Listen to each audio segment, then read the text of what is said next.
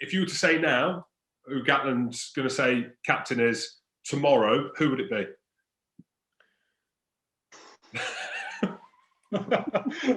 Crazy, isn't it? Do you not think it's mental that Alan Wynne-Jones, your favourite, mate? Well, I think it is Alan Wynne-Jones because you know what you're getting. Who else is there? Yeah.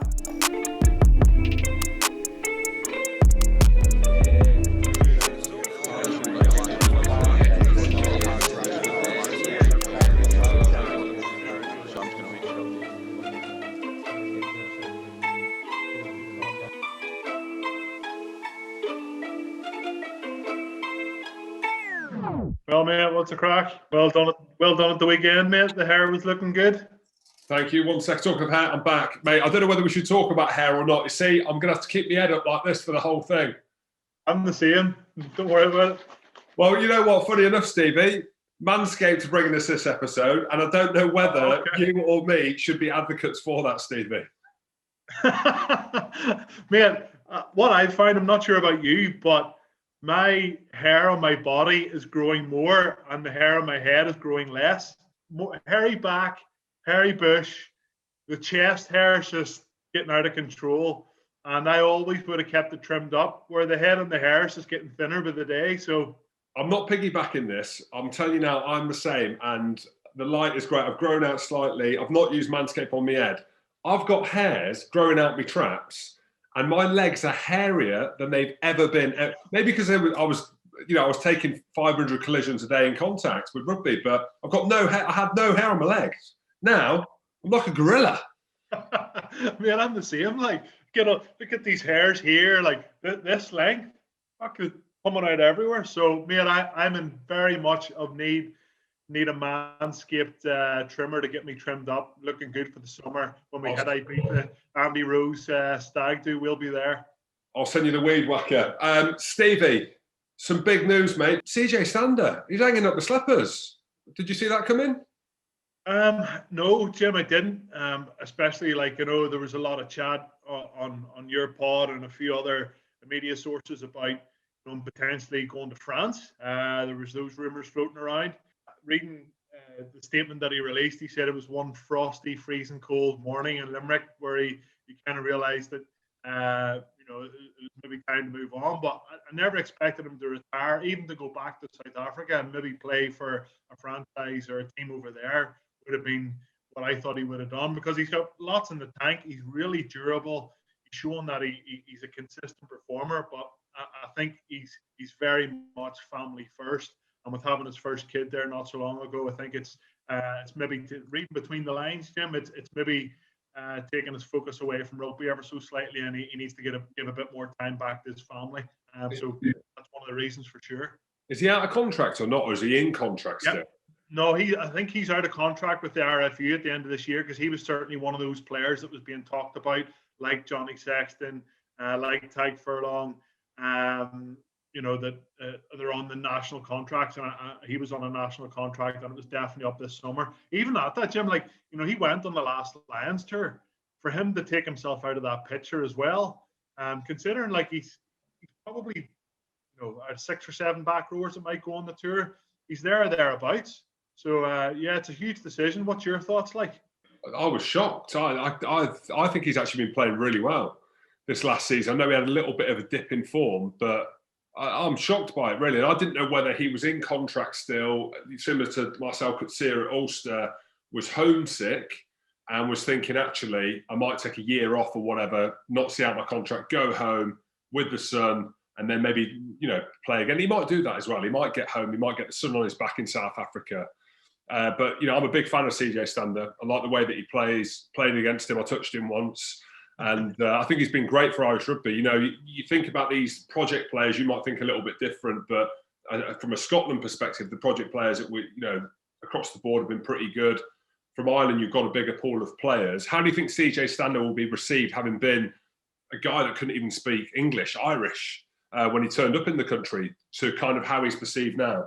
Yeah, definitely, Jim. And of course, you're going to have a lot of people saying about, that you'd rather pick homegrown talent over bringing in foreigners. But every team is able to bring in a foreigner, a couple of foreigners, and a project player along the way. And CJ Stander's come in, and he's the type of player that's dedicated his whole life over the last number of years to Irish rugby and to Munster rugby.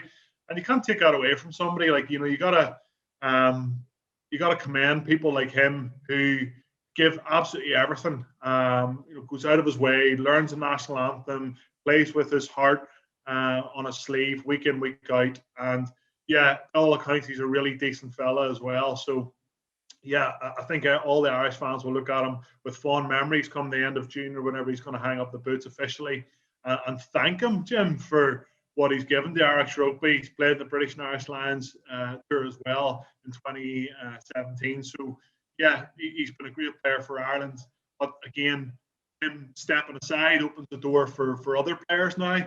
And the likes of Jack Conan to come through. Will Max Deegan at Leinster get himself fit? Young Gavin Coombs.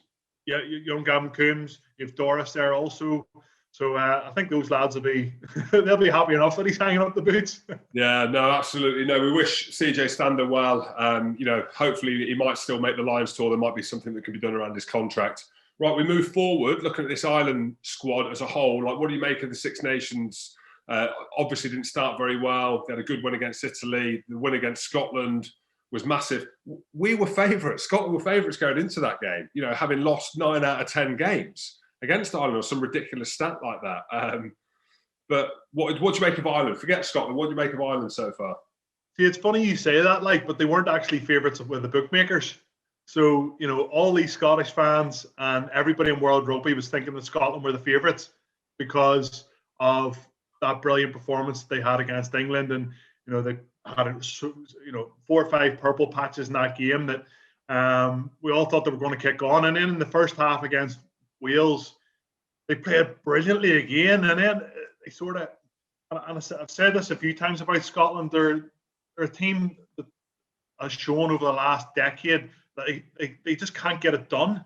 When they get themselves in a good position, they can't get it done. So when it went to 24-all against Ireland, you're always back in Ireland to get it done rather than Scotland. And, I think on the bookies, just to go back to that, it was only 1 or 2 points in the game, but Ireland were actually favourites getting into that. They won the last out of the 9-10 games. I think it's 2-16 or 2-17 that Scotland have actually now won.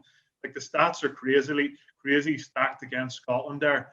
But in terms of Ireland, Jim, you gotta say that they've played reasonably well. Yes, for me, they're kicking the ball far too much. I'd like to see a lot more attack and play. Scotland had a few more line breaks than Ireland, but let's face it, both teams tried to kick the ball and force the opposition to make mistakes. And Ireland had Johnny Sexton, who played really well. Ben Russell went off, obviously, with an HIA, didn't finish the game, and they lost a little bit of control in that second half. But yeah, Ireland, a little bit unlucky in the first game for sure. Of course, with the red card, it's obviously going to have a huge impact on the end result when you're having to play for 14 men for that long. But they bounced back reasonably well. I still think there's huge improvement. And are they a top 2-3 team in the world right now? I don't think they are. And I think the game between England and France, England showed a lot more pedigree than they have done. And France, showing what they're all about. So for me, Ireland are still playing a little bit of catch up, Jim. But at the same time, getting results in test matches is always what it's about, isn't it? No, absolutely. There was a couple of things from the Scotland game that kind of I want to chat about, but kind of set the wider narrative around this Irish team. So 6 lineouts lost to Scotland lost. It could have been 7. The Paul O'Connell effect, and you don't want to jump on the piggyback, all the media and stuff, and say, "Oh, Paul O'Connell's coming and made a big difference." I actually spoke to him last week on the phone. He rang me. Just about something. It was about whiskey. We were chatting about whiskey, but we started talking about lineouts. I said, "Paulie, when I played against Ireland, mate, I used to just stand at front of the lineout screaming, and you'd have this calculated kind of plan of how you're going to play against us." But he's come into the Irish squad.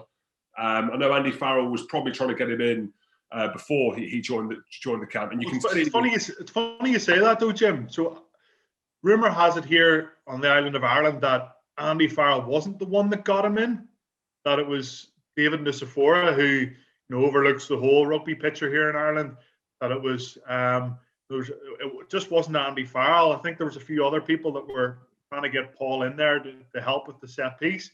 Now that's what I've heard. That's only my opinion on it. That's what I've heard. But I think Andy Farrell now is glad of having a man of his stature and his ability and his coaching, what he's all about in the ranks, because the Irish lineout has been superb, specifically on the defensive side of things. And you know yourself, Jim, that's all down to homework. Like, it's all down to hours spent on the laptop. I know I'm regurgitating a lot of stuff that's been said in the media over the last number of weeks. But Paulie, from a personal level, I know him reasonably well. I've played with him for a good number of years. He is one of the best blokes, a top fella, really genuine guy. But by God, he works his bollocks off. Like, he works so hard, and he will give everything to that Irish team to make sure that they're functioning well. And yeah, like, you got to criticise Scotland in terms of, you know, their actual line out and what they were trying to achieve off it.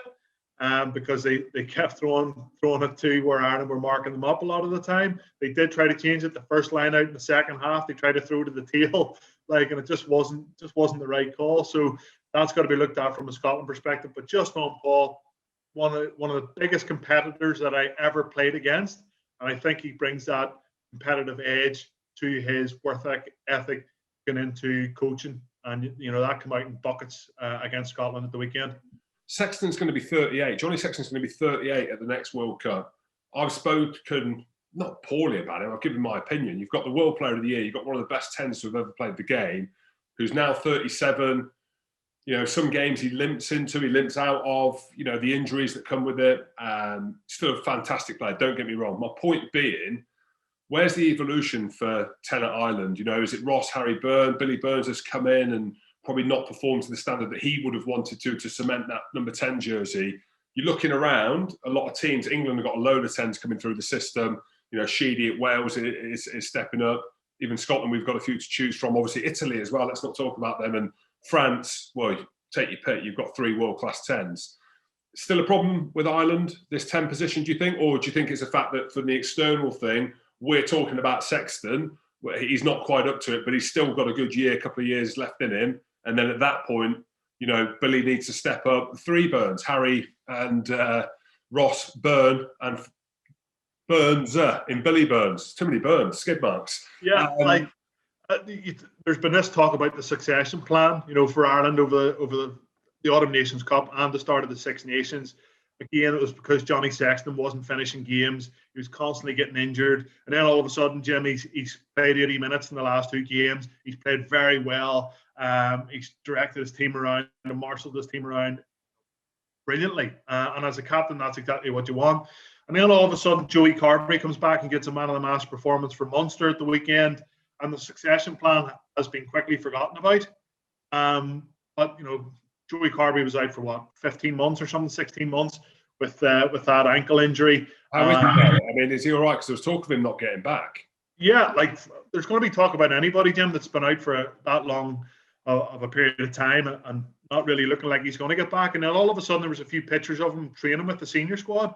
And then boom, he was on the bench for a game, 10 days later, 2 weeks later. So he must be feeling pretty good. His performance there last weekend for Munster was exceptional. And yeah, he certainly will come back in and be pushing Johnny hard. Is there anybody there in that succession plan, Harry Byrne, Ross Byrne, or Billy Burns, that's of the same level as Johnny Sexton? An international level, no. A Pro 14 level, yes. And, you know, it's about making that jump up and making that step. And, you know, will the guys get opportunity? I'm not sure they will get opportunity, Jim, coming up to a Rugby World Cup. You know, Johnny is the captain of Ireland. He'll be wanting to play all those games. So where do you kind of go, well, hold on a second, if you get injured in the first game or have another HIA or tweak your hamstring, like we've got to have a replacement here that has played 10 games before the Rugby World Cup. So, you know, that's a conundrum that Andy Farrell's got to try and sort out and get his head around. But Joey Carberry's back. That's a big plus for Ireland. Who do you think will be the next 10 for the next 5-10 years after Sexton? Which would the World Cup will be? I mean, you know, we want him to go on forever. We'd love Dan Carter to go on forever. You know, Johnny Wilkinson, the greats to have done it in that number 10 jersey. Who do you think is going to be next? I mean, I don't know. I don't know. And that's the honest answer, because there hasn't been anybody that's went, it's me. Like, you talk about CJ Stander and you go, well, who's next to come in and fill these CJ Standers? Jack Conan, Keelan Doris, Max Deegan, you know, Right, okay. Well, who's coming in the second row? You have James Ryan, Ian Henderson, Ryan Baird, he's the next. Who's coming in at scrum half? Casey. You can list out every single position, but when it comes to the out half, I'm just not sure, Jim. And, Joey Carby needs to run of games to prove his fitness, and we'll see how they go. But I think with Billy Burns, who I admire an awful lot, and he seems like a really good bloke, at Pro 14 level, he's been brilliant, unbelievable. At Heineken Cup level, he's been good, but in the really big games in the Heineken Cup, he's been average. And then in the inter-pros, when the level has went up again against Leinster, specifically Leinster the last couple of times, he's been probably poor to average. And then the international game against Wales in the opener, he didn't play particularly well. So as the level gets higher and higher, his performance seems to drop off a little bit. And by God, I hope he proves me wrong going forward, that he can compete at that level. But that's what we need to see from Andy Farrell, is other lads get an opportunity to see if they can make that next step. No, hopefully. Well, from an emotional point of view, I'd love to see, personal point of view, I'd love to see Billy. Yeah, definitely. Fill that 10 jersey. He needs a bit of confidence, I think. That's the kind of player that he is. Obviously left Gloucester on bad terms, and he's been brilliant for Ulster. So who knows? Watch this space. It's an interesting one when it comes to Ireland in that position. Another position that's been spoken about after the weekend, and I didn't really know this just from what I've read, and it's as I said, this statement, James Lowe will be on the Lions tour. He misses the tackle on Hugh Jones from almost the halfway line. How's James Lowe fitted into that winger position? I mean, he's brilliant. They've been waiting for him to get his opportunity. I thought Keith Earls was wicked at the weekend against Scotland.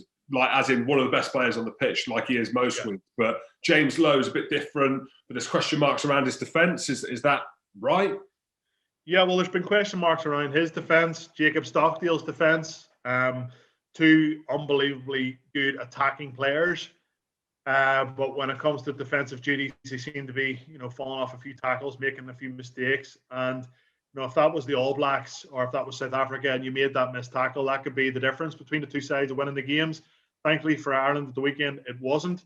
But I think James Lowe, you and I have watched him an awful lot over the last couple of seasons for Leinster, and what a powerhouse and he is with the ball in hand. I think it was his first carry of the game where he just shoved Ali Price out of the way down the short yard on the open side and made 20 yards, got an offload away to Johnny Sexton, and that's what he is good at. Personally, I don't think he'll go on a Lions tour. I don't think he will. When you look at Reece Ahmed, Johnny May, Stockdale coming back in there, Josh Adams, Anthony Watson. I think all those players are ahead of him. So for me, yes, he does offer something a little bit different in attack. But then against South Africa, the whole game is on physicality. And if you don't win those collisions on both sides of the ball, then I think that would be a negative. So yeah, I think he's a class act with ball in hand, but he's shown some vulnerabilities in defence, and he needs to have, if he's picked again at the weekend against England, he needs to have a very, very good game in defence to kind of put his hand up and say, look, I'm nearly there. Yeah, it'll be interesting to see if he gets picked against England. But let's talk about that game of the weekend, St. Paddy's Day. Imagine if there were fans. It'd be amazing. I can't keep saying that. That's all I keep saying. Oh, imagine if there were fans. But there ain't no fans for whatever reason. Well, we know the reasons. But what do you think about this game at the weekend? I thought England were brilliant against France. To be under that much pressure, both externally and losing the game all to the point until Marrow scores that pick and go in the corner on the 76th minute. Did he score it? Yeah, it just shows like the kind of culture they've got in the team though, to be able to do that. They've been under, I don't know if you've seen the pressure that they've been under in the media and the spotlight been shone on them. Massive. But and we're talking here about a team that made the World Cup final against South Africa, won the last Six Nations, won the Autumn Nations Cup. It's mental. But what do you make of this England team? A quick snapshot, and how do you think they'll fare against you boys at the weekend? Yeah, I think it's going to be a cracker. Like, obviously, you and I know, Jim, it'll be huge physicality. It'll probably end up winning the game for whatever side. Again, I fancy Ireland. I fancy Ireland just with the bit of a hole that England have been in. Like, they showed some great character at the weekend to come back against that French team, especially they were straight down on the scoreboard right off the mark. What was it, a couple of minutes into the game? They find themselves behind, backs against the wall. You can just imagine, the media room is, oh, this is absolutely brilliant. England are down here by 10 points. And that's, you work in the media, you know what it's like. Negativity sells papers and sells articles more than positivity does. And there's so many people out there that want England to do badly. And for the World Cup finalists to fall flat on their face, and for Eddie Jones, who has been a bit stubborn on his team selection, for that all to come back to haunt them. But I thought they showed great character at the weekend and put out a few of those fires that have been building over the last number of weeks. But they're going to have their work cut out to get a result against Ireland. It'll be interesting to see the Ireland team selection with James Ryan now out. Will they go with Baird, or will they put Peter O'Mahony back in there? Will Jacob Stockdale, who was brilliant for Ulster there again at the weekend, will he come back in and possibly go onto the wing? But Hugo Keenan, I think, it cemented that fullback place down really well. He was superb in the air once again at the weekend. So, yeah, there might be a few changes on the Irish side. The English side, I think, Eddie Jones will pretty much go very similar to the team that was selected against France. And, yeah, it's going to be an epic match. But just on England, and I was asked yesterday morning, Tim, I was doing a thing about potential Lions team for the summer. And, who would I select for the Lions team? I was like, right, well, I'm not going to just select this team on the last couple of weeks. As you rightly said there, England won the last Six Nations, won the Autumn Nations Cup. They've been bloody brilliant. World Cup finalists. I'm like, well, number one, okay, maybe Rory Sutherland or somebody there, or Joe Marler, somebody like that could even come in and surprise a lot of people. Okay, hooker, I'm going to go Jimmy George. Well, Jimmy George didn't start at the weekend. He's been the best hooker in the world for the last 4 years, pretty consistently. He hasn't been playing that much rugby over the last 6 weeks. But people will look at that and go, he's been playing crap. He's been playing rubbish. Well, you wouldn't select him. He wouldn't even go on the tour. Rob Herring's ahead of him. All the other hookers are ahead of him. But hold on a second. It's about the consistency that there's been shown over the last couple of years. And that's what I think, Warren Gatland will have a look at as well, getting into this Lions tour. And I had other players, Atoji, Sam Underhill, who hasn't even featured in this Six Nations. He's on my Lions team to get in there as well. And a couple of others on the English side. So, yeah, it's going to be an intriguing game, one that I'm certainly looking forward to. And hopefully Ireland come out on top. No, absolutely. Look, last couple of questions then. You spoke about the Lions tour then. We're looking at it now. We have to talk about the captain, who you think it could potentially be. No one's put their hand up. I think that this is a massive game for probably more so for England in terms of their leaders. Farrell, Atoji, how will they manage a game away in Dublin? If you were to say now who Gatland's going to say captain is tomorrow, who would it be?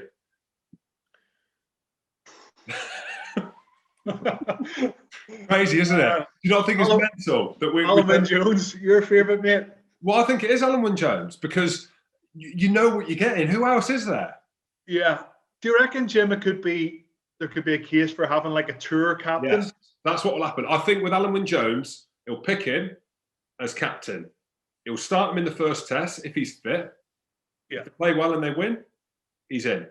Yeah. If not, he's probably droppable because of the talent in the second rows. But you go with him and Atoji and James Ryan or Byrne at 6.